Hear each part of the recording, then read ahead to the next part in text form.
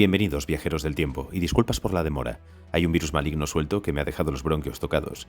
Hoy os traigo, por ajustada votación popular, a uno de los hombres más determinantes de la antigüedad, Julio César, que por cierto, no fue emperador, sino dictador perpetuo.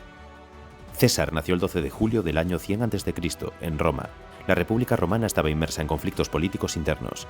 En el año 88 a.C., Sila se convirtió en dictador de Roma, desencadenando una persecución contra los partidarios de Mario, incluyendo a César por su relación con la familia de Mario. En el año 83 a.C., César se casa con Cornelia, hija de Lucio Cornelio Cinna, un destacado político y aliado cercano de Mario. Este vínculo familiar probablemente influyó en su matrimonio con Julio César. El matrimonio de César con Cornelia no solo representaba una unión entre dos familias prominentes, sino que también fortalecía su posición dentro de la facción antisiulana. Esta conexión con Mario y su círculo político influyó en los primeros años de César en la política romana y, al mismo tiempo, contribuyó en su enfrentamiento con Sila, quien finalmente ordenó el divorcio entre César y Cornelia debido a su asociación con la facción opositora, a lo que César se negó. César juzgó que lo más seguro era alejarse de Roma durante un tiempo y decidió viajar a Oriente para participar en la guerra contra Mitrídates VI del Ponto, bajo las órdenes del propretor Marco Minucio Termo. Durante el sitio de Mitilene en el 81 a.C., se le ordenó ir a Bitinia para solicitar a Nicomedes IV la cesión de una pequeña flota con la que asaltar la ciudad rebelde. Al parecer, el rey asiático quedó tan deslumbrado con la belleza del joven mensajero romano que lo invitó a descansar en su habitación y a participar en un festín donde sirvió de copero real durante el banquete. La aventura de César en Asia llegó muy pronto a oídos de los ciudadanos de Roma. En la política romana, acusar a alguien de mantener relaciones homosexuales pasivas era una estrategia común, pues la homosexualidad pasiva, a diferencia de la activa, era considerada una práctica vergonzosa. Sus enemigos políticos proclamaron que se había prostituido con un rey bárbaro y le apodaron la reina de Bitinia, causando así un gran daño a su reputación. Sin embargo, César siempre desmintió este hecho. El resto de la campaña le valió una mejor reputación, porque mostró una gran capacidad de mando y un arrojo y valor personal encomiables, por los que Minucio Termo, tras la toma de Mitilene, le concedería la corona cívica, la condecoración al valor más alta que se otorgaba en la República Romana. Tras morir Sila, César regresó a Roma alrededor del año 78 a.C., encontrándose una ciudad en proceso de recuperación tras los conflictos. Era el escenario perfecto para dar comienzo a su carrera política, sirviendo como cuestor en Hispania y ganando reconocimiento por sus logros militares contra los partidarios de Sertorio. En el año 68 a.C., Julio César perdió a su esposa Cornelia. Este fue un periodo de tensiones políticas, y César fue acusado de actividades inapropiadas por parte de la facción conservadora. En el año 65 a.C., se convirtió en edil y organizó espectaculares juegos públicos para ganar popularidad. Posteriormente, asumió el cargo de pontífice máximo en el año 63 a.C., una posición de gran prestigio y responsabilidad religiosa en Roma. Se cree que Julio César pudo haber sufrido de epilepsia. Hay varios relatos históricos que sugieren que experimentó episodios de lo que podrían haber sido ataques epilépticos. Estos episodios fueron descritos como pérdida momentánea de conciencia, convulsiones y espasmos musculares. En el año 60 a.C., César formó una alianza conocida como el Primer Triunvirato, junto a su amigo Pompeyo y al hombre más rico de Roma, Craso. Esta coalición fue crucial para asegurar su posición política. En este periodo, César se desempeñó como cónsul en el 59 a.C. En este mismo año, Pompeyo tomaría a la hija de Julio como esposa, una alianza matrimonial para reconciliar a las facciones políticas rivales en Roma y estabilizar la situación. Sin embargo, la muerte de Julia en el 54 a.C. puso fin a esta alianza, lo que contribuyó a la ruptura y al eventual conflicto entre César y Pompeyo.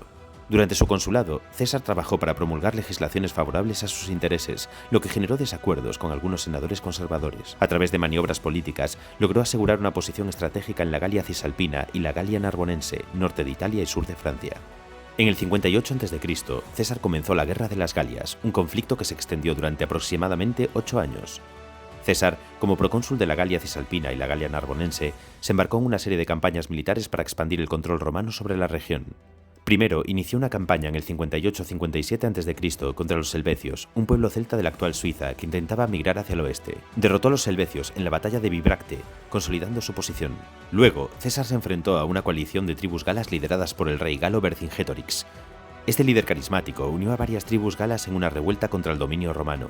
Vercingétorix adoptó una táctica de tierra quemada, destruyendo suministros y ciudades para evitar que César los utilizara. Sin embargo, César perseveró y sitió la fortaleza gala de Gergovia, aunque no pudo tomarla. En el 52 a.C., la resistencia gala persistía. Vercingétorix cambió su estrategia y se retiró a Alesia, ubicada en una colina rodeada por una serie de defensas naturales y fortificaciones construidas por los galos, donde se atrincheraron. Vercingétorix tenía alrededor de 80.000 soldados. mientras que las fuerzas de César sumaban aproximadamente 50.000, incluyendo tropas de asedio y refuerzos. Pese a tener todo en contra, César llevó a cabo un asedio magistral, construyendo una doble línea de fortificaciones, una para sitiar a los defensores de Alesia y otra para protegerse de los refuerzos galos que intentaban socorrer a Vercingétorix. Las condiciones dentro de Alesia se volvieron desesperadas, ya que los suministros escaseaban y la resistencia se debilitaba. Mientras tanto, las tropas de socorro galas también se enfrentaban a enormes dificultades para romper las defensas romanas. Finalmente, después de un asedio prolongado, el líder galo se rindió y fue capturado. César, al consolidar su posición en la Galia, realizó una serie de campañas para pacificar la región, asegurando el control romano sobre las tribus y estableciendo guarniciones para mantener la estabilidad. Vercingétorix fue llevado a Roma y exhibido en el triunfo de César en el 46 a.C., donde fue ejecutado públicamente. Este acto simbolizó la sumisión de las tribus galas a Roma y la consolidación del poder de César en la región. La Guerra de las Galias no solo aumentó la fama y riqueza de César, sino que también le proporcionó una base de apoyo entre sus soldados debido a sus exitosas campañas militares. Además, las crónicas escritas por César sobre estas campañas, conocida como Comentarios sobre la Guerra de las Galias, se convirtieron en una obra clásica de la literatura latina y proporcionaron valiosa información sobre la historia y la cultura de la Galia en ese periodo. A pesar de sus victorias militares, sus actividades en la Galia generaron tensiones en Roma. Sus enemigos políticos, especialmente en el Senado, se preocuparon por su creciente poder y prestigio, lo que eventualmente condujo a una mayor hostilidad y rivalidad. Este periodo marcó un capítulo crucial en la vida de Julio César, consolidando su reputación como un estratega militar hábil, aunque también generando desconfianza y oposición dentro de Roma. Julio César regresó a Roma en el año 50 a.C. Su éxito militar lo había convertido en una figura poderosa y respetada, pero también había generado preocupaciones entre sus opositores en el Senado, especialmente entre los conservadores. Una de las preocupaciones clave era el miedo a que César, respaldado por su prestigio militar, pudiera utilizar su influencia para socavar el orden establecido y tomar el control absoluto de Roma. Ante estas tensiones, se le pidió a César que renunciara a su mando militar antes de presentarse como candidato para un segundo consulado. Sin embargo, César estaba preocupado por su seguridad y por las posibles represalias políticas en su contra si renunciaba al mando. Temía que se le llevara a juicio y se le despojara de su inmunidad como cónsul. El Senado romano, temiendo el poder y la popularidad de César, buscó limitar su influencia y evitar su regreso a Roma con un ejército.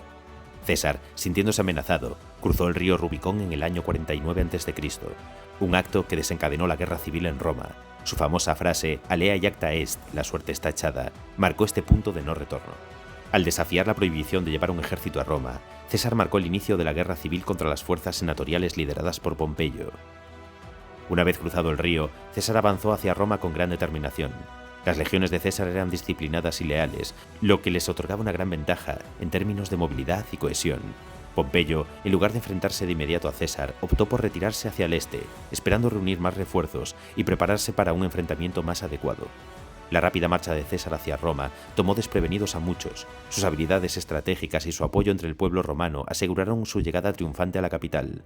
Después de consolidar su posición en la ciudad, César persiguió a Pompeyo y a sus seguidores. La primera gran confrontación fue la batalla de Dirraquio, en la costa de Iliria. Aunque no fue una victoria total, permitió a César asegurar recursos y mantener su presencia en la región. Sin embargo, el momento decisivo llegó en la batalla de Farsalia. En Farsalia, en el año 48 a.C., se enfrentaron César y Pompeyo en una batalla que determinaría el rumbo de Roma. A pesar de estar en desventaja numérica, César demostró su habilidad táctica y estratégica. El resultado fue una victoria contundente para César. Pompeyo huyó a Egipto, donde fue asesinado por orden de Ptolomeo XIII en un intento de congraciarse con el vencedor. César entró en cólera al saber que su antiguo amigo había sido decapitado. Durante este tiempo le brindó su apoyo a Cleopatra, la hermana de Ptolomeo, en su disputa por el trono de Egipto y eventualmente se involucró con ella en una relación amorosa. Su relación con Cleopatra se convirtió en una unión personal y política, y juntos se enfrentaron a las fuerzas de Ptolomeo en la batalla del Nilo en el año 47 a.C., donde lograron la victoria. Se cree que César y Cleopatra tuvieron un hijo, Cesarión, el cual fue asesinado con 17 años por orden del primer emperador, Octavio, a fin de eliminar a un rival directo por el poder. Después de asegurar la posición de Cleopatra en el trono, César dirigió su atención hacia los partidarios de Pompeyo que aún resistían. En la batalla de Tapso, en África, logró otra victoria que prácticamente puso fin a toda la resistencia. Tras la batalla, regresó a Roma en el año 46 a.C. como un héroe conquistador. Sin embargo, la resistencia contra él aún persistía en algunas zonas de la República. En el año 45 a.C., César enfrentó una revuelta en Hispania, liderada por los hijos de Pompeyo, conocidos como los pompeyanos. En la batalla de Munda, César logró una victoria decisiva, consolidando aún más su poder en Roma. Tras sus victorias en Egipto y en Hispania, César regresó a Roma como una figura imponente y venerada. La población lo aclamaba como un conquistador y un líder indiscutible. En el año 44 a.C., el Senado romano otorgó a César el título de dictador perpetuo, lo que significaba un poder absoluto y permanente. Sin embargo, esta medida generó descontento y preocupación entre aquellos que temían la acumulación de poder en manos de un solo hombre. Tras alcanzar el poder, Julio César implementó varias reformas que buscaban estabilizar y reorganizar la República. Entre las reformas económicas, intentó aliviar la deuda y la pobreza entre los ciudadanos, redujo el desempleo mediante la creación de proyectos de construcción y otorgó tierras a los veteranos para fomentar la estabilidad económica. Entre las reformas políticas, buscó centralizar el gobierno y eliminar la corrupción dentro del sistema. Intentó crear un gobierno más eficiente y equitativo, reduciendo la influencia de las oligarquías y otorgando más poder al pueblo. Por último, reformó el calendario. César introdujo el calendario juliano, basado en el calendario egipcio, que se convirtió en la base del calendario actual. Este calendario ajustaba los días del año para sincronizarlo con las estaciones de manera más precisa. Estas reformas, aunque buscaban mejorar la situación de Roma, generaron descontento entre ciertos sectores de la élite y el Senado. Algunos senadores y miembros de la aristocracia se sentían amenazados, lo que llevó a la conspiración para asesinarle. El 15 de marzo del año 44 a.C., en los Idus de marzo, un grupo de senadores liderados por Bruto y Casio llevaron a cabo el asesinato de Julio César en el Teatro de Pompeyo. Estos senadores, preocupados por la preservación de la República y temiendo una monarquía o dictadura vitalicia bajo el liderazgo de César, vieron su asesinato como un intento de restaurar el orden y la antigua estructura republicana. El asesinato de César sumió a Roma en la incertidumbre y desencadenó un periodo de inestabilidad política, marcando el final de la República Romana y allanando el camino para el surgimiento del Imperio Romano. El liderazgo lo tomaría el heredero de César, su sobrino nieto Octavio, quien más tarde se convertiría en triunviro junto a Marco Antonio y Lépido y finalmente en el primer emperador con el nombre de Augusto. Si te gusta este contenido, suscríbete.